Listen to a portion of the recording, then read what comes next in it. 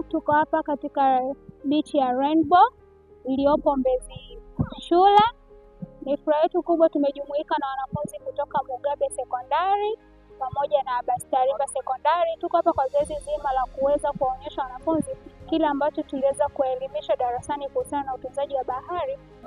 Nilipokuja hapa nilikuta bahari ni chafu, na kutokana na uchafu huu unaweza kusababisha madhara kwa viumbe ambao wapo huku kando ya bahari na ambao wapo ndani ya bahari.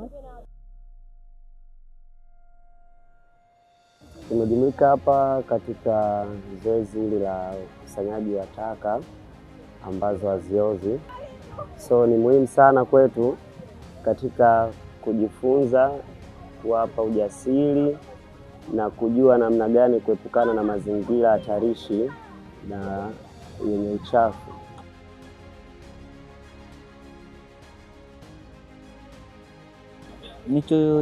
Nilichojifunza kufanya katika zoezi ni utoaji taka za plastiki hizi, taka ngumu zisizooza, ili tuende kuzihifadhi sehemu maalum ili zisiwe chafu na zisitumike au binadamu zisiapa tusizitoe au tusije tukazitupa kwenye mito zikaja mpaka kwa baharini zikaleta uchafuzi.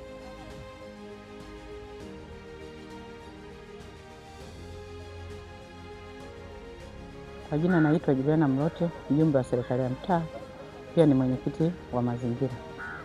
Nimeamua kujiunga na hili zoezi la leo kwa sababu ni zoezi zuri kwa ujumla kwa ajili ya kusafisha bahari yetu.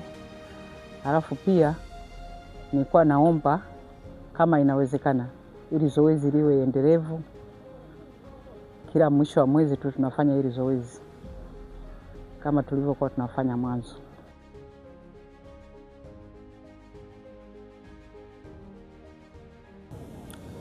Nikitoka hapa nitaenda kuelimisha vijana wenzangu na wanafunzi wenzangu umuhimu wa kutunza bahari, kwa sababu ina manufaa makubwa kwetu na nchi kwa ujumla.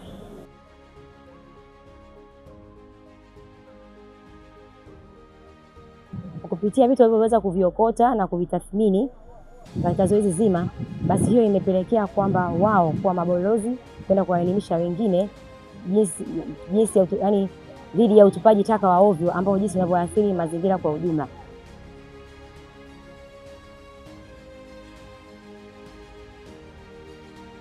Pia siku ya leo tumefanya zoezi la waba ambako tumeweza kuzichambua data zetu kulingana na viroba ambavyo tumepata na kupata uzito kwa sample ambazo tumeweza kuzichambua.